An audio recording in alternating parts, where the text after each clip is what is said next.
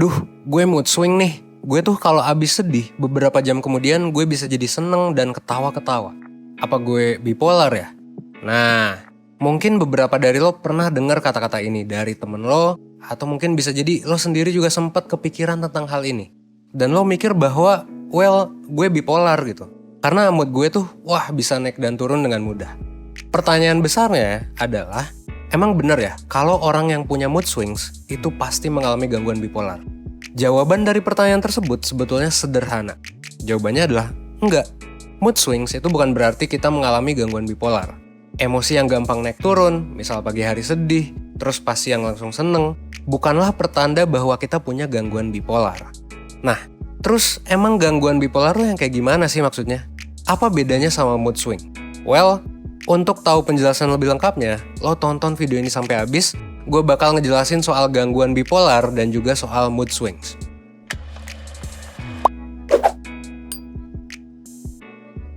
Supaya kita lebih paham soal topik di video ini, gue bakalan ngebahas dulu soal bipolar disorder. Bipolar disorder sebetulnya ada banyak tipe-tipenya. Kalau belum tahu ya, sebenarnya ada banyak nih. Mulai dari bipolar 1, bipolar 2, cyclotomic disorder, sampai beberapa kondisi medis lain yang dapat menyebabkan munculnya si bipolar ini. Nah, pada video ini gue bakalan lebih fokus ke bipolar 1 dan bipolar 2. Karena bipolar 1 dan 2 ini termasuk adalah gejala yang paling sering ditemukan dibandingkan gangguan yang lain. Nah, kita mulai dari bipolar 1. Kalau bipolar 1, ciri-cirinya adalah adanya episode mania. Maksudnya tuh gimana? Episode mania itu ketika kita merasa punya energi yang meledak-ledak banget gitu. Girang banget dan ngerasa bahwa kita tuh lagi banyak energi. Jadinya kita lebih gampang terdistraksi karena full with energy gitu.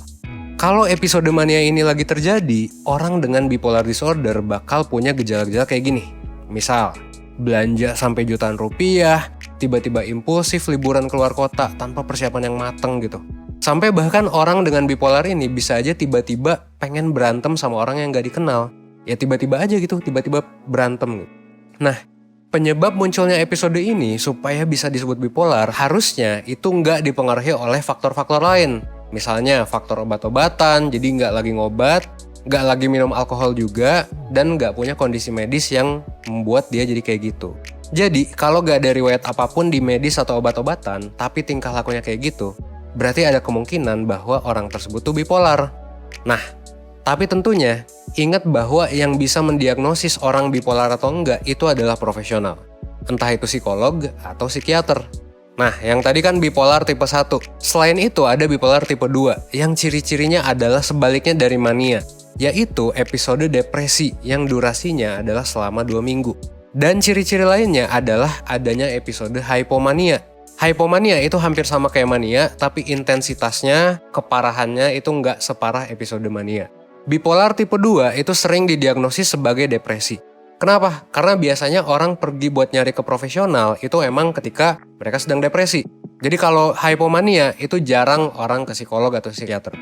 Nah, depresinya gimana? Ya depresi gitu kan, ngerasa sedih, ngerasa kosong, ngerasa nggak berdaya, dan juga mungkin kehilangan ketertarikan buat ngejalanin hampir semua aktivitas yang dulu sering dijalanin. Biasanya bipolar 2 ini juga bikin kita jadi susah tidur atau tidurnya berlebihan. Dan yang ngerasain gejala-gejala depresi pada umumnya gitu, yang bisa lo cari-cari juga di internet. Nah, pertanyaannya adalah, terus bedanya bipolar sama depresi itu apa? Bedanya adalah kalau di depresi itu gak ada episode manianya. Kalau misalnya gangguannya depresi, ya udah, yang dirasain adalah depresi aja. Sementara kalau bipolar disorder, itu ada episode depresi dan juga ada episode manianya. Jadi sebenarnya bipolar itu adalah gangguan yang bikin seseorang ngerasain episode mania dan episode depresi. Biasanya ganti-gantian. 2 minggu depresi, abis itu mania. Abis itu depresi lagi. Tapi yang perlu jadi catatan adalah ini nggak terjadi secepat itu. Misal pagi kita depresi, siang kita mania. Itu cenderung jarang. Dan biasanya ini yang disalahpahami oleh banyak orang. Kalau misalnya cepet, namanya adalah mood swings. Mood swings ini itu normal banget. Jadi kalau kata Grohol, salah satu psikolog di Amerika Serikat, semua orang di dunia itu pasti pernah mengalami mood swings. Dan itu merupakan suatu hal yang tergolong natural di kehidupan sehari-hari. Pagi kita bisa ngerasa seneng dan malamnya kita bisa ngerasa sedih. Dan ini adalah hal yang wajar banget. kita bisa merasa bahwa kita adalah orang yang paling hebat di dunia ini di hari ini. Tapi di hari esok bisa jadi kita ngerasa lelah, capek, sedih. Ini wajar banget. Nah pertanyaannya, kok bisa sih orang mengalami mood swings? Well, ada banyak alasan yang bisa bikin kita ngerasain mood swings. Mulai dari level hormon, misal lo lagi PMS gitu kan. Bisa juga dari makanan yang lo makan, atau sesimpel karena lo kecapean atau kurang tidur. Itu semua bisa bikin lo mengalami mood swings. Tapi apapun sebabnya, pada akhirnya emang PR kita masing-masing adalah kita harus bisa nih mengidentifikasi sebenarnya apa yang bikin kita jadi mood swings. Apa sih pemicu yang nge-trigger mood swings kita? Sampai akhirnya kita jadi aware dan bisa menangani mood swings ini tanpa perlu panik, tanpa perlu cemas, dan tanpa perlu ngerasa bahwa kita itu nggak normal gitu. Jadinya kan labeling kalau misalnya kita ngerasa nggak normal. Padahal belum tentu juga kan kita mengalami gangguan. Karena gini, banyak banget kasus di mana klien gue itu, jadi biasanya gue mentoring kan, itu mereka ngerasa bahwa mood swingsnya itu nggak normal gitu. Ada yang bilang bahwa mereka ngerasa bipolar, depresi, dan sebagainya. Padahal kalau dipikir-pikir, ya emosi yang dia rasain ketika udah diceritain ya, itu sih normal-normal aja sebenarnya. Nah, makanya perlu dilatih nih self-awareness-nya supaya kita bisa menanggapi si mood swings ini yang normal ya, itu tanpa panik dan tanpa cemas. Kenapa harus tanpa panik dan tanpa cemas? Karena kalau kita udah cemas sama emosi yang kita rasain, itu adalah salah satu tanda bahwa kita tuh kurang kenal sama diri kita sendiri. Atau mungkin kita nggak bisa nerima emosi yang kita rasain. Ketika ngerasa sedih, kita ngelarang diri kita buat sedih. Ketika cemas, kita ngelarang diri kita buat cemas. Dan malah jadi, wah gue gak boleh cemas dan lain sebagainya gitu lah. Padahal itu malah bikin si emosinya malah makin menjadi-jadi. Kenapa ya? Karena dilawan, gak diterima. Karena dilawan jadinya emosinya makin kuat. Dan jadinya malah jadi parah gitu kan. Nah, terus apa aja nih yang bisa kita lakuin supaya kita bisa aware dengan apa yang membuat kita merasakan mood swings? Yang pertama, yang paling penting adalah lo perlu bisa nge-track hal apa aja yang lo lakuin di hari ini. Jadi di satu hari lo harus bisa tuh nge-track, hari ini gue ngapain ya? Nah, ketika lo melakukan tracking terhadap hal ini, lo jadinya bakal bisa sadar sama alasan mood swings lo. Misal, lo tiba-tiba jadi sensitif dan marah-marah sama pacar lo. Kalau lo udah ngelatih untuk nge-track apa yang terjadi pada diri lo bisa meminimalisir supaya hal ini nggak terjadi. Mungkin lo marah karena emang lagi PMS aja. Atau karena lo kurang tidur. Atau sesimpel karena lo belum makan. Nah ini adalah hal-hal yang mungkin nggak kita sadari kalau misalnya nggak kita track gitu. Ketika lo udah lebih sadar sama diri lo bisa tuh melakukan pencegahan dari dampak negatif atas mood swings lo. Misal, lo lagi PMS. Ya lo bilang ke pasangan lo bahwa lo lagi PMS dan lo cenderung akan jadi gampang marah. Atau lo lagi ngantuk dan belum makan gitu. Ya lo bisa bilang ke teman kerja lo untuk gak bercandain lo misalnya. Karena lo lagi lebih sensitif dari biasanya. Ini skill yang sangat penting banget. Bahkan ini jadi salah satu kurikulum paling awal di 1%. Yaitu self-knowledge. Nah, semakin lo melatih self-knowledge lo, semakin lo keren dalam semua hal di hidup lo. Karena apa? Karena semuanya berawal dari pengetahuan lo terhadap diri lo. Itu yang pertama. Tips yang kedua adalah lo bikin habit untuk melatih tips yang pertama. Bisa dengan bikin catatan, bikin diary gitu, mengenai kondisi lo hari ini setiap malamnya. Hal ini bisa ngebuat lo nge-track terkait dengan hal-hal apa aja yang membuat lo bisa mengalami mood swings. Kebiasaan ini juga bisa ngebuat lo nge-evaluasi diri dengan lebih baik. Lo ngapain aja sih hari ini? Lo marah-marah ke siapa aja sih hari ini? Dan gimana sih reaksi lo ketika menghadapi tantangan di hari ini? Lo juga bisa nulis hal-hal apa aja sih yang lo syukuri hari ini, yang mungkin lo lupain gitu, karena itu hal-hal kecil.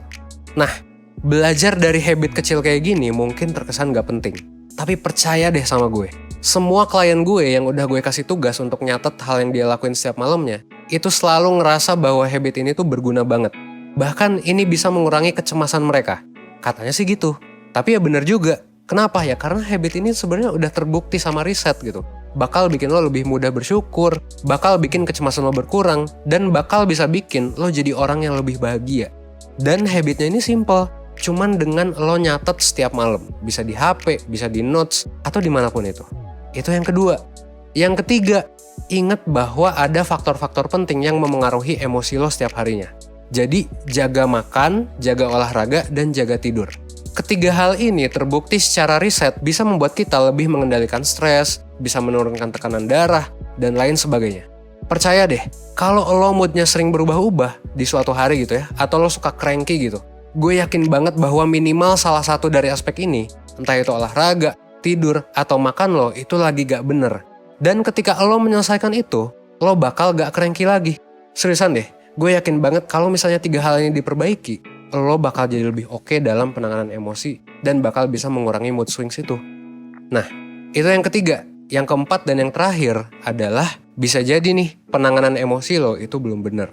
Biasanya kalau yang ini sih karena orang tuh gak tahu gimana caranya ngehandle emosi mereka. Sumpah, mayoritas dari klien gue biasanya bermasalah dalam penanganan emosinya. Dan emang kalau udah kayak gitu biasanya sih perlu sesi konsultasi yang privat. Karena banyak banget orang yang gak tahu gitu basic knowledge tentang emosi, gimana caranya meregulasi emosi, gimana caranya coping stress dan lain sebagainya. Yang kalau sekalinya dikasih tahu nih dari konsultasi privat, sebenarnya si orang-orang ini tuh jadi bisa menanganinya. Lo bisa mulai dari nonton YouTube 1% yang ngebahas soal emosi gitu. Atau lo juga bisa daftar mentoring supaya bisa konsul sama mentor 1%, atau konseling kalau emang kasusnya itu udah cukup parah gitu dan butuh terapi sama psikolog. Gitu sih. Nah, sekarang gimana? Nah, harusnya sih lo udah bisa kan ngebedain gejala mood swing biasa dan juga gejala bipolar disorder.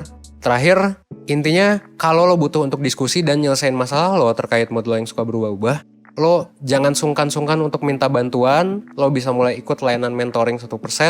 Lo tinggal klik link.1%.net untuk ikut pendaftarannya. Gue harap semoga video ini bisa membuat lo menjadi lebih baik, seenggaknya 1% setiap harinya. Gue Evan dari 1%, thanks.